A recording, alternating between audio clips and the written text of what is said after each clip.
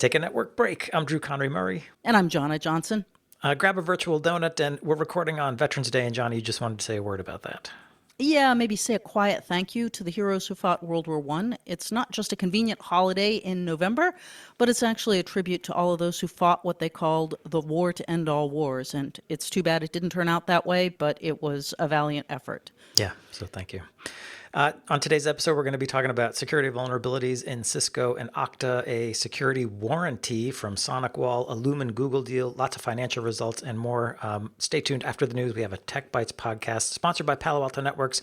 We're going to talk with Palo Alto Networks customer Autodesk about how it migrated from SD-WAN and traditional VPNs to SASE or Secure Access Service Edge. We'll also talk about the trends that drove Autodesk's migration and the results of their SASE adoption. Just want to let you know there are new shows on the Packet Pushers Network, including N is for Networking with Ethan Banks and Holly Malitsky. They're covering network essentials, and Technically Leadership with Laura Santamaria on how to become a better leader of technical teams, and Packet Protector, a podcast focused on the intersection of networking and security with me, Drew Conry Murray, and Jennifer Manella. Check that out at packetpushers.net. And also, we did launch a merch store recently, so if you want a mug, a t-shirt, a notebook, or something else with a Packet Pushers logo, or your favorite podcast logo, just go to store.packetpushers.net. Jonna, before we get to the news, we have some FU, some follow-up. Last week, we had talked about Entra ID forcing multi-factor authentication. I misread the announcement. What's changing is, I guess they've already been able to enforce, multi-factor authentication as a security default in Entra ID for a long time. What's changing now is there used to be a sort of 14-day grace period where you didn't have to sign up for the MFA, and then it would be enforced at the end of the 14-day grace period. That has now changed. That 14-day grace period is no longer available. So apologies to the listeners for me misreading that. And thank you to the listener for following up. He notes that the downside to security defaults is that they aren't configurable. They are on for everyone or off for everyone. If you want to configure MFA, you need to use conditional access policies, which are only available if you're licensed for Entra ID Plan 1 or 2, which is included in the more expensive subscriptions. If you want to harass something, if you want something to harass Microsoft about, it would be not including access to conditional access in all their subscriptions. Yes, I guess that is a good point. He also asks, would companies like Cisco's Duo, which offer conditional access, sue them for, maybe interfering with their competition? Well, perhaps they would, but I think at this exact moment, Cisco has a little more to worry about because as we jump into our next news item, Cisco has just announced a very serious vulnerability in its unified industrial wireless software for, quote, ultra-reliable wireless backhaul access points. And Drew, I know this was your item, so maybe you want to talk about what this is? Yeah, so the web-based management interface can be exploited with an HTTP request that could, if successful, let the attacker execute arbitrary commands with root privileges on the OS of the device. This has a SSV score of 10, perfect 10. The vulnerability is CVE 2024-20418. It's the result of a lack of input validation. Cisco's released a software update. It says to address the vulnerability, the update is your only option. There is no workaround. One last comment from me.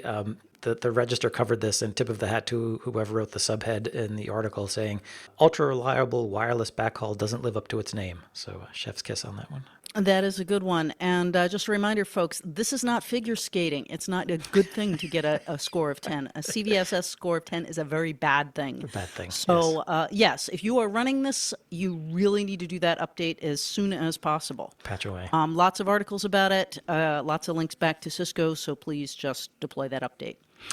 Moving on, SonicWall has announced a new firewall aimed at MSPs and VARs who are looking to kit out customer branch and SOHO environments. This is the TZ80. It claims to provide up to 750 megabits per second of throughput while providing next-gen firewall, IPS, anti-malware, application control, and content and URL filtering, among other features.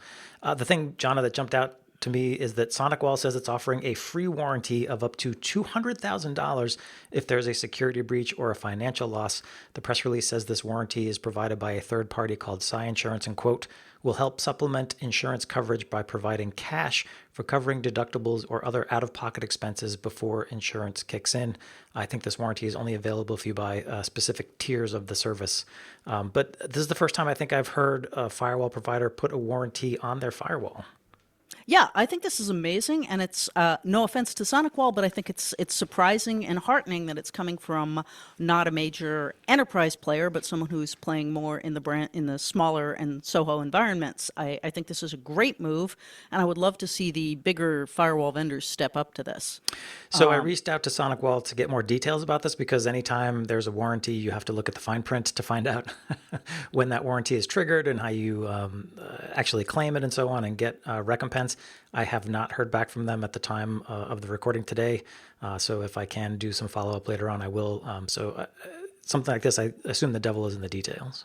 I assume too, but for once I'm going to suspend my cynicism, my natural cynicism, and say it'll be great news when we hear the first time that they've ever paid out, or that alternatively that they're so confident that they never need to pay out, which is also a potential reason for issuing this. So interesting news here.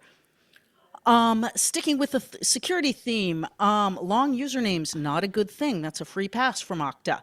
Okta confirmed on November 1st in a security advisory that there's been a significant flaw in its implementation of Active Directory LDAP DELAuth, which it learned of on October 30th and fixed the same day. In effect, if an attacker had cached a key from any successful Okta authentication, they could log into another user's account without supplying a password. And here's the kicker: as long as the username was at least 52 characters long. Kind of an interesting spin on things. Yay for Okta for fixing things right away. It is kind of a serious bug. So, definitely you want to make sure that you are up to date and have everything fixed in your Okta implementation. But yeah, that's a weird one. 52 characters long and you get a free pass. Yeah, that's weird because obviously, the thinking is the longer the, password, the more secure it is. But here it's the reverse. I'm a little bit boggled by this, frankly. Yeah, it does really smell like just a snafu, but Yes, but worth mistake noting, happened. Yeah. since given their position in the industry. Moving right along, we have a couple of news items that have to do with computing companies partnering with networking companies. And the first one is Apple buying a big share in the satellite company Globalstar.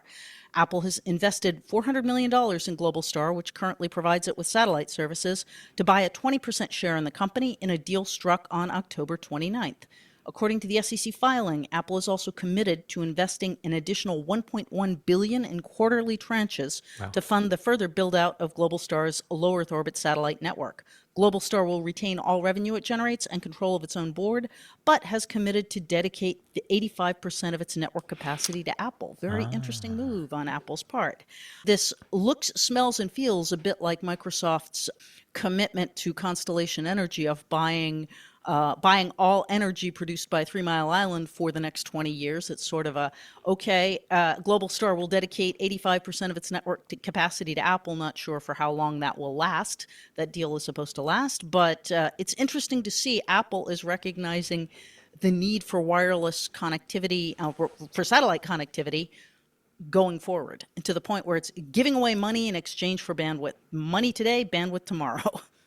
Yeah, it's interesting. Having a hard time with this one because, Apple's not an ISP. It's not competing in the ISP market. Obviously, it has mobile devices and it wants to have as much connectivity as it can for those mobile devices. And I believe its phones can do direct-to-satellite communication without any special gear. So maybe it's just looking to expand that satellite coverage and maybe doesn't want to be tied to competing satellite networks like Starlink or, Blue Origin if they ever get their act together. Well, I think even more broadly, Drew, what's going on is Apple is moving itself to being as much a media company as it is anything else. So as a media company, wants to guarantee that it's got the appropriate bandwidth for delivering its media content. That's just a guess. Apple has not said any such thing to me. I think that's a fair guess, though, yeah, because besides the phones, they also do produce a lot of content. And moving right along in the theme of computing companies partnering with networking vendors, Lumen has partnered with Google on AI for its network and network for data centers. Lumen has signed a deal with Google that gets it access to GCP's Vertex AI platform with which Lumen will build digital assistants for its techs and support teams. Also, Google Cloud as a platform for running Lumen's digital twin of its network, a key part of its operations. In return, Google is using Lumen to expand its network both on existing and new fiber. So this seems to be sort of an AI in exchange for bandwidth deal. So we had money in exchange for satellite bandwidth, and we've got AI in exchange for fiber. Kind of an interesting one. To me, what leaps out at this is the digital twin of the network, which is a key piece of Lumen's operations, and a highlight, or rather a spotlight of the importance of digital twinning, which is something that's going to be in growing importance over the coming years, because that's one of the key things that you're able to use to do performance management, capacity planning, and all sorts of futuristic predictions. Yeah, and we know the big cloud companies, the cloud service providers are very hungry for data, so having access to new and existing fiber makes sense for Google. I think Google also wants to show people using its Vertex AI. I don't know how much Lumen is actually going to use it, but it allows them both to sort of showcase their specialties and say, look, we're partnering up because our stuff is great and we're eating our own dog food and our partners are eating our dog food as well. Yeah, I think that's pretty much what's going on here. So it'll be interesting to see how that rolls out. But again, the bigger theme here is computing companies partnering with networking companies, because computing is useless without networking, and networking is useless without computing in a very broad sense. Obviously, useless is a bit strong, but we all hold each other up, yes. It's more useful yes. when you put them together. Moving on to financial results, we'll start with Arista. They announced their results for Q3 2024. The company brought in revenues of $1.8 billion. This is up 20% over this time last year. Net income for the quarter was $748 million. Looking ahead on its earnings call, the company's forecasting revenues of $8 billion in 2025, much of that being driven by, can you guess, Jonna? I don't know, Drew. Is it? Maybe could it be AI? It could be AI. So Arista's predicting the fastest growth is going to come from cloud providers who are rushing to build out AI infrastructure, and from the enterprise campus. Arista's forecasting that its cloud and data center sales are going to be slower over the next 6 months, but they're talking about running trials with customers who are building AI clusters with 50,000 to 100,000 GPUs. All those GPUs need to be connected, and again, as you said earlier, the network is essential to that. So Arista hoping to also ride that bandwagon of AI to higher profits. Well, and it's interesting, though, CEO Jayshree Ulal noted that one customer is running into power and cooling challenges. I'm not sure when she noted that, but I'm fairly confident that by now it's more than one customer, because, in fact, all of our clients are running into challenges when they start realizing that their existing data centers are not going to work from an energy and cooling perspective for AI. So it'll be interesting to see how that plays out. Yeah, that came from the call with financial analysts after the results, and Arista's talking about running these trials with 4 or 5 big customers who have these huge amounts of GPUs, these giant GPU clusters, and the financial analysts wanted to know, are there other headwinds that could get in the way of this? And of course, as we've talked about here, power and cooling is a significant issue with GPUs, particularly that amount. So that's a potential impediment to Arista riding that AI wave if folks can't get the power or the cooling to build these giant clusters that Arista is going to sell them the switches for. One other thing is that Arista, I think we talked about this recently. They're definitely well known in the data center and for cloud service providers, but they are saying they're seeing a real opportunity to gain traction in selling wired switches to the campus, which is a surprise for them. The company admitted to not being very good at this, in part because they don't have a strong Wi-Fi presence, and one of the ways you sell wired switches on the campus is by selling the APs as well. But they say they have a plan to fix that. No details on how, but maybe keep an eye out for your Arista rep knocking on your door to talk about Arista in the campus. Well, yeah, and frankly, if they're predicting such good fortune going ahead, they certainly have the money to invest in it. So we shall see. Yeah. And I've got the link to that call transcript from Arista if you want to check it out for yourself. Moving on, Extreme Networks also announced financial results. This is for the company's first quarter of fiscal 2025. The company had revenues of $269.2 million, which is down 24% year over year. The company posted a loss of $10.5 million for the quarter. They did look to salvage something from these results. The company's touting its annual recurring revenue from its SaaS-based Extreme Cloud IQ. Extreme Cloud IQ is its cloud-based management monitoring platform for all its products.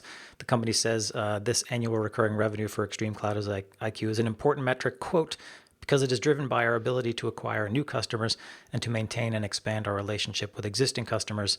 So the Annual recurring revenue was 174.1 million, up 23% for the quarter. So I think what Extreme is trying to say there is we're sticky with customers once we get them onto Extreme Cloud IQ, and that can drive growth over time. But in the meantime, it was a rough quarter. Yeah, it was a rough quarter. I will say that their claim is not entirely outlandish, because I was recently at an Extreme event, and both existing customers and prospective customers were quite interested in the cloud-based management and monitoring. So I don't think they're making this up out of whole cloth, is what I would say, just based on what the customers were saying and their customer general stance. So it remains to be seen how that will play out, but at least that's the one silver lining in something that's otherwise a little bit bleak. And our last story for today, Alphabet also reported their Q3 2024 revenues, and we'll just pull out the Google Cloud revenues. The cloud biz brought in 11.4 billion, up 35% over this time last year. And just for context, last week we talked about AWS revenues. They were 27.5 billion for the quarter, although growth was just 19%. So AWS is still the big dog, but what we're seeing is Google and Azure starting to catch up in terms of growth, meaning they're adding more customers and getting more money faster.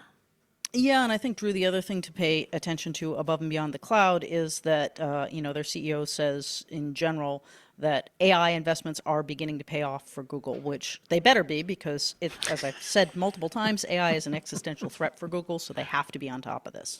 Yeah, I mean, every CEO is going to say the AI is paying off at this point, whether that's the case or not. So, but yes, I take your point. And just for comparison, overall Google revenues outside of cloud, just including search, that was 88.3 billion for the quarter. So, wow, that is so much money. That about does it for the news items for today. So I think we had an upcoming Tech Bytes conversation coming up with Autodesk and Palo Alto Networks about Autodesk's transition from traditional VPNs to SASE, and that'll be coming right up. Today on the Tech Bytes podcast, sponsored by Palo Alto Networks, we talk with Palo Alto Networks customer Autodesk about how it migrated from SD-WAN and traditional remote access VPNs to SASE, or Secure Access Service Edge. We're going to talk about the trends that drove Autodesk's migration and the results of their SASE adoption. Our guests are Prakash Kota, SVP and CIO at Autodesk, and Anand Aswal, Senior VP and General Manager, Network Security at Palo Alto Networks. Prakash and Anand, welcome to the podcast. And Prakash, let's start with you. Can you give us a quick overview of Autodesk and what you were seeing that prompted this look at the Prisma SASE offering? Autodesk, for those who don't know about Autodesk is a trusted leader in 3D design, engineering, and entertainment software.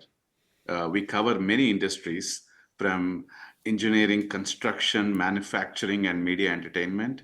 So for people who bring physical things to life, they use our software to design first. So, and we are going through an exciting time of growing and scaling the company. And we also have the whole flex forward approach from a culture standpoint. So we don't expect our employees to come to a workplace to be productive, which means our employees are working from hybrid multiple locations around the globe. And so it was very necessary for us to modernize how our employees are connecting to company resources from multiple locations for them to be productive. So that means employees all over the world coming in from who knows where. It could be home, could be a coffee shop, could be a branch office, a corporate headquarters. Exactly. That's right. Anywhere, any place, anytime. Okay. And then I assume you've also got employees who are deep into SaaS applications.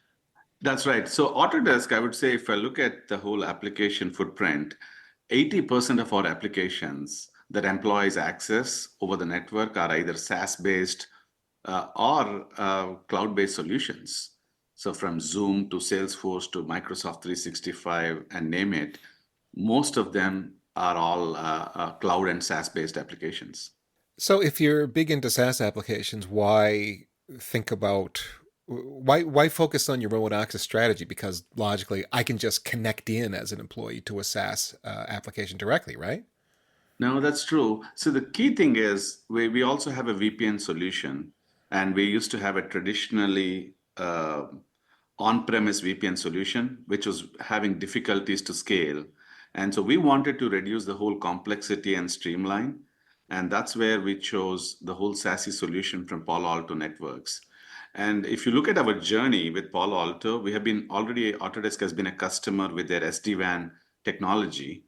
where we modernized, taking away all of our MPLS to SD-WAN solution, and now bringing in SASE solution, as well as modernizing our firewall technologies.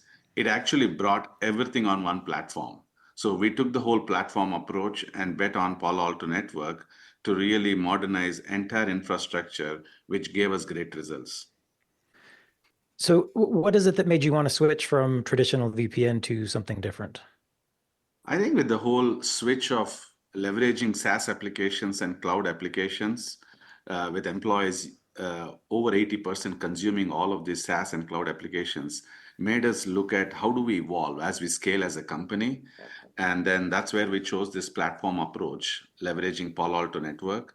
And the results have been great. Like we see 85% improvement in our remote network availability, as well as 3x increase in network transfer speed, which is giving a great positive employee experience, as well as not compromising on security. It's more about not was bad, it is more about what else we can give for employees to better their experience when they are working from anywhere around the world. So did you move directly to SASE, or did you do like a pilot program first? It was an interesting thing. As I told you, we have been a Palo Alto Network customer, leveraging their SD-WAN capabilities. And so we definitely did a very short POC with 3 vendors, and we selected Palo Alto Network.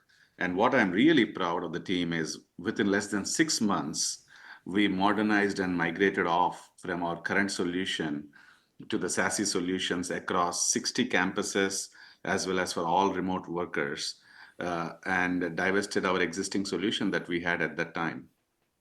You divested it, as in you're completely off of your legacy VPN solution? Yep. Okay. Well, 6 months is a pretty short time window for a global company. Yeah. Can you talk about how that happened? I think this is where the partnership with Anand's team comes into play. We clearly defined our goal of an end state and started working backwards, like which all campuses we need to prioritize and how do we roll out to users, geo-basis, persona basis, and we stick to the timeline. It was a change management effort, and kudos to the network team that stepped up to really complete this activity. And the reason for the timeline that we had was because of the renewal that was coming up with our existing vendors. So we didn't want to double pay for 2 vendors. So we had a target to close out to ensure we switch to this vendor. That kind of target usually helps.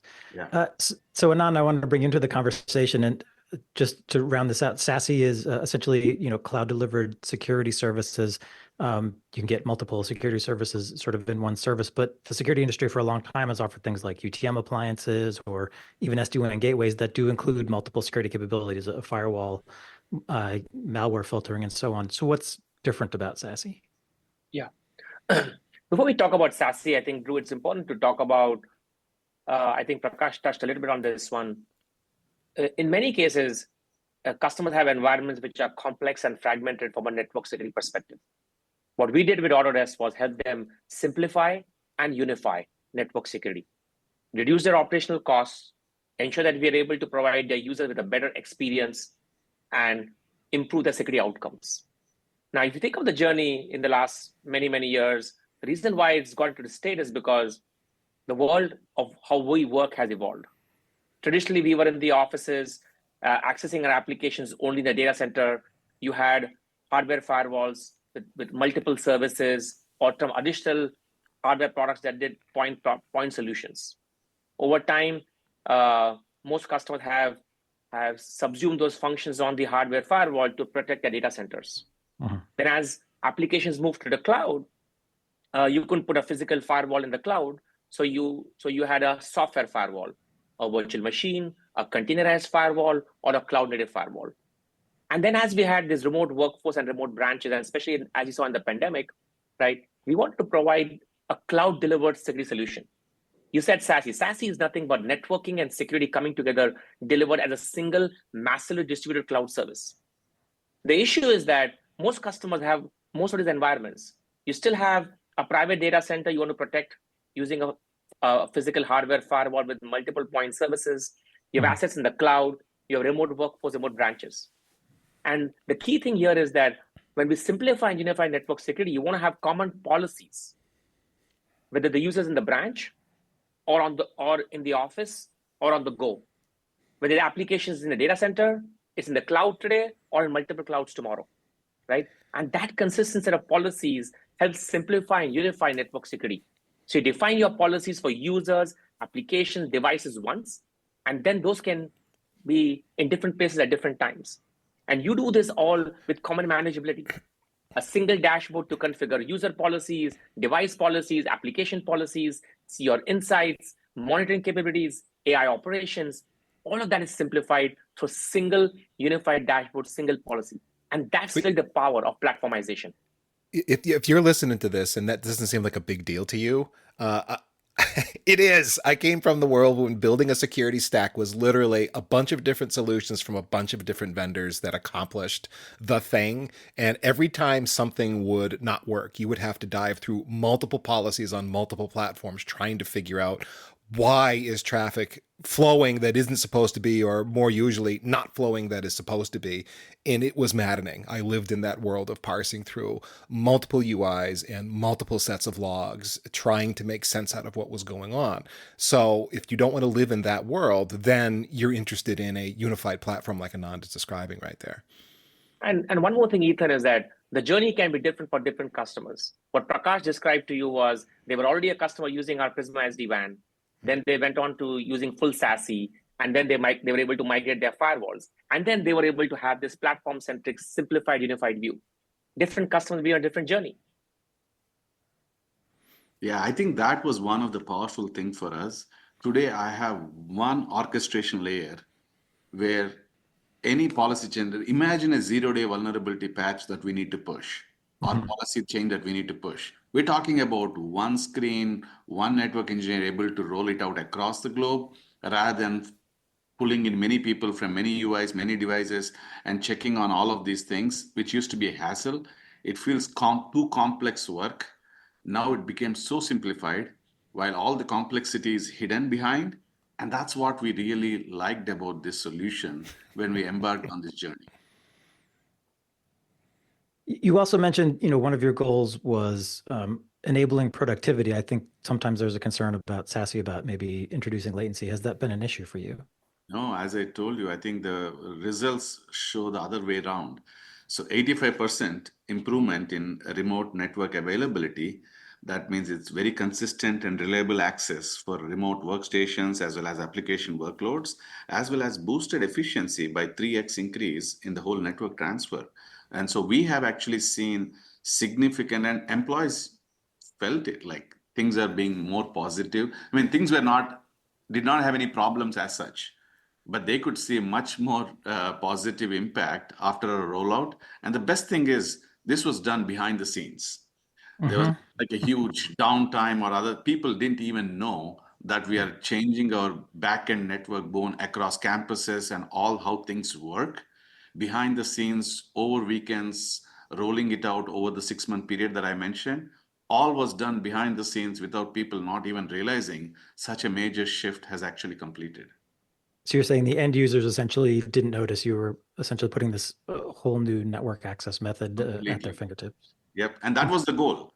And that was one of the success criteria, that nobody should feel the pain or the change that's happening. And they should only start asking, hey, are things even better now? What happened? That should be the question, and that would be declaring as success. And that's exactly what happened. So it sounds like, users were happy. And you also mentioned like operational benefits on the network and security side. That's right. Can you drill into those just a little bit more? I think it's more about the whole management on an ongoing basis. We have over 50 firewalls and the rules and the policies, and also who has what kind of access, ability to provide just-in-time access, ability to push policies, ability to handle any zero-day vulnerabilities when we need to make some changes. All of this done centrally through an orchestration layer. I think Anand's team has this tool. I don't know if I'm saying it right, Strata Cloud or something. It's more a user interface, one UI, one platform, where we can actually leverage to push and manage all of these 3 capabilities that I talked about between SD-WAN, SASE, as well as firewalls. And those things make a huge difference in how we manage our entire network footprint. Yes, Strata Cloud Manager is the single unified management platform across all network security. You can manage your firewalls, hardware, software, your Prisma SD-WAN, your Prisma Access, everything from day -1 to day end. So think of operational things, configuration, policy changes, health of users, of devices, insights, analytics, AI operations, stitching things together across the entire infrastructure that you have for the enterprise. Yeah. See, one thing, what I feel really good, again, being in the industry for over 2 decades, I think we have come a long way.